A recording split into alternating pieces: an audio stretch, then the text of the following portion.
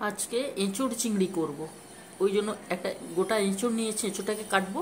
আলু আছে আর tomato tomato সব কিছু দেবো। আমি আগে কাটি, তারপরে তোমাদেরকে দেখাচ্ছি। দেখো, আজকে এঁচোড় চিংড়ি করব। ওই জন্য পেঁয়াজ আর টমেটো কেটে নিয়েছি।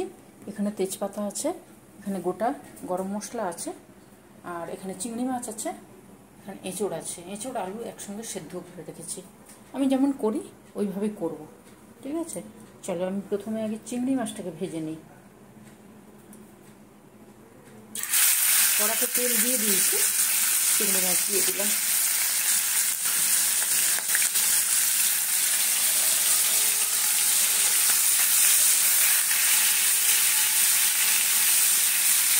চিংড়ি মাছে নুন হলুদ মাখিয়ে রেখেছি। আজকে এঁচোড় চিংড়ি করছি। এখন এঁচোড়ের সিজন, এই জন্য এঁচোড় চিংড়ি। ব্যাস, চিংড়ি মাছটাকে আর ভাজবো না আমি।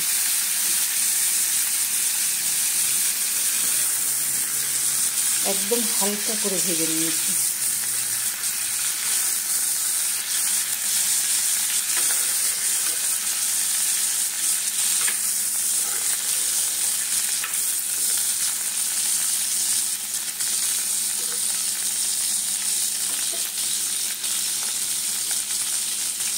এই তেলেই এঁচোড়টা দিয়ে দেবো।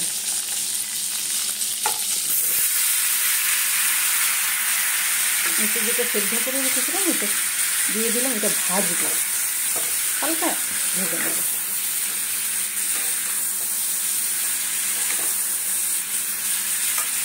চলো, আমি এটাকে ভাজি, তারপর আবার আসছি। দেখো, এঁচোড়টা আমার ভাজা হয়ে গেছে। ভাজা মানে হালকা ভাজা, আমি কড়া করে ভাজি না। হালকা করে ভাজা হয়ে গেছে, এবারে এটাকে গড়িয়ে নিই, তারপর আসছি। দেখো, কড়াইতে আমি তেল দিয়ে দিয়েছি। এবারে দেব গোটা গরম মশলা,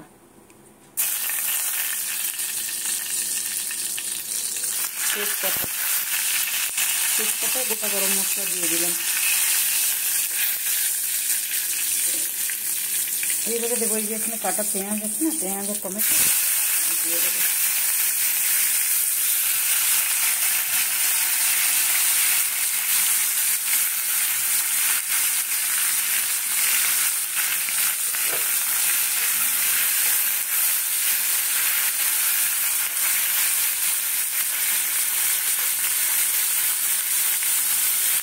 এবারে দেবো একটু হলুদ। হলুদটা আমার এঁচোড়ে দেওয়া আছে সবজির সময়। আর দেবো নুন। এঁচোড়ে দিয়েছি ওই জন্য অল্প দেবো, পরে লাগলে আবার দেবো। আর এই কাশ্মীরি লঙ্কার গুঁড়োটা দিয়ে দেবো।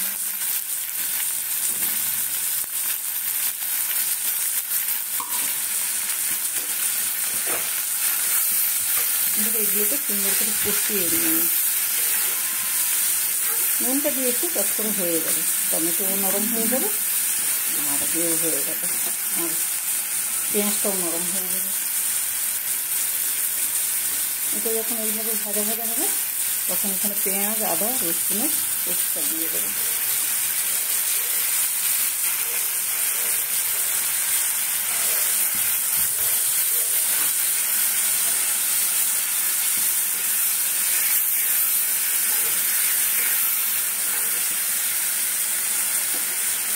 চলো, একটু ঢাকা দিই। দেখো, ঢাকনাটা আমি খুলে দিল। পেঁয়াজ টমেটো সুন্দরভাবে নরম হয়ে গেছে। ভাজা ভাজা মানে মশলা ভাজার গন্ধ আসছে সুন্দর।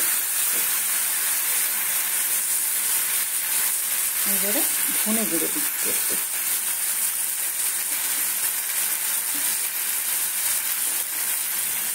ধনে গুঁড়োর সঙ্গে একটু হিং দেবো, হিং। চিংড়ি মাছ আছে তো, আমি একটু হিং দিই। আমি জানি না তোমরা দাও কিনা, কিন্তু আমি দিই হিং একটু।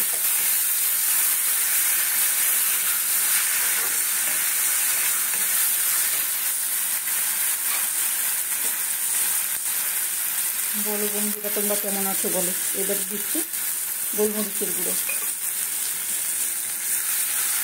তোমরা সকলে ভালো আছো।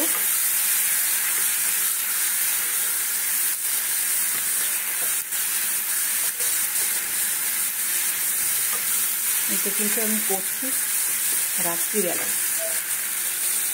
এখন 6:30 বাজে। এইবারে এই মশলার উপরে দিয়ে দেবো এই এসে আর আলু ভেজে রেখেছি, এটা দিয়ে দেবো। চলো এবারে এটা কষাই আমি তারপরে আসছি। দেখো সুন্দরভাবে কষানো হয়ে গেছে, এবারে জল দেবো। আমি তো সমস্ত কিছু দিয়ে দিয়েছি, নুন, লঙ্কা, আমার আদা রসুনের মধ্যে বাটা ছিল, কাঁচা লঙ্কা আর একটু কাশ্মীরি লঙ্কার গুঁড়ো দিলাম।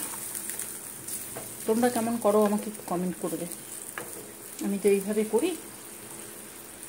এই এঁচোড় চিংড়িটা সবাই খায়, সবাই করে, সবাই খায়। এইবারে দেবো এই যে চিংড়ি মাছগুলো, আমি এগুলো ভাজা নয়, হালকা ভাজা করা আছে, এই উপর থেকে দিয়ে দেবো। এঁচোড়ের সঙ্গে ফুটে যাবে, তাহলে গন্ধটা সুন্দর হয়, খেতে তো টেস্ট হয়, গন্ধটাও সুন্দর হয়। চল করে ঢাকা দিই, তারপর আবার আসবো পরে। দেখো 10 মিনিট মতন পরে আমি এলাম।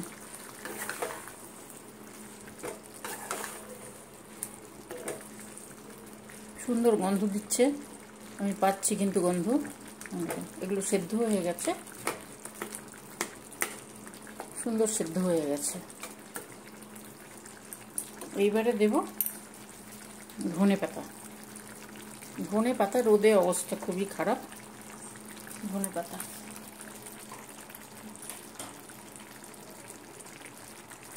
আর দেব গরম মশলা।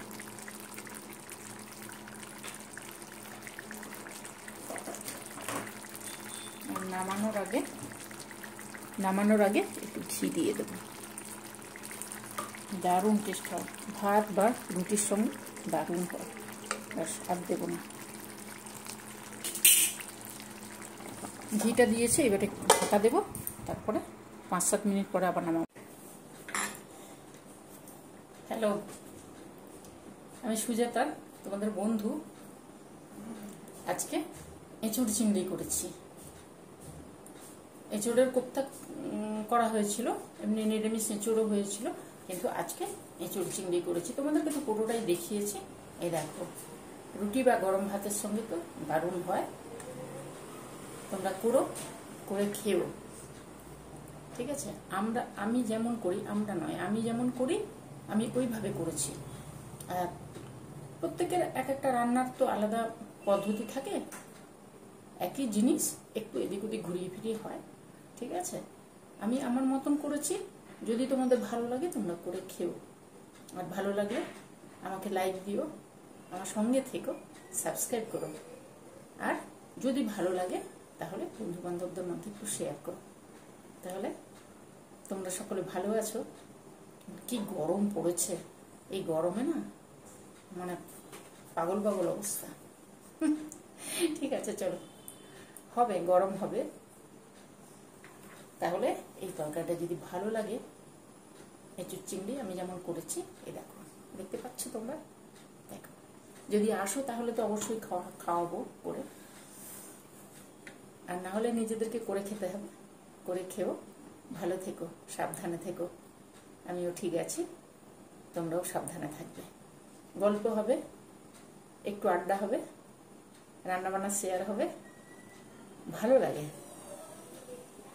তাহলে আজকে চলি, টাটা, আসবো আরেকদিন, ঠিক আছে? টাটা।